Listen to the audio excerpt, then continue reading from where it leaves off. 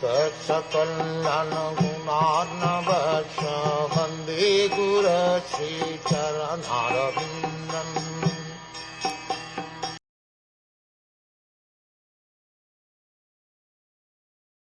O great sage, kindly narrate how the Supreme Personality of Godhead, who is the independent, desireless Lord of the three worlds and the controller of all energies, accepts incarnations and creates the cosmic manifestation with perfectly arranged regulative principles for its maintenance.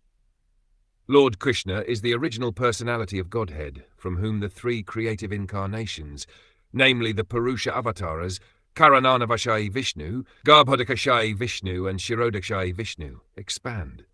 The whole material creation is conducted by the three Purusas in successive stages under the external energy of the Lord, and thus material nature is controlled by him. Thinking material nature to be independent is like seeking milk from the nipple-like bags on the neck of a goat. The Lord is independent and desireless. He does not create the material world for his own satisfaction, as we create our household affairs to fulfill our material desires.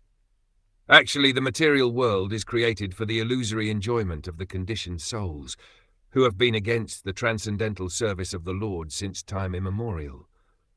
But the material universes are full in themselves. There is no scarcity for maintenance in the material world. Because of their poor fund of knowledge, the materialists are disturbed when there is an apparent increase of population on the earth. Whenever there is a living being on the earth, however, his subsistence is immediately arranged by the Lord. The other species of living entities, who far outnumber human society, are never disturbed for maintenance. They are never seen dying of starvation. It is only human society that is disturbed about the food situation and, to cover up the real fact of administrative mismanagement, takes shelter in the plea that the population is excessively increasing.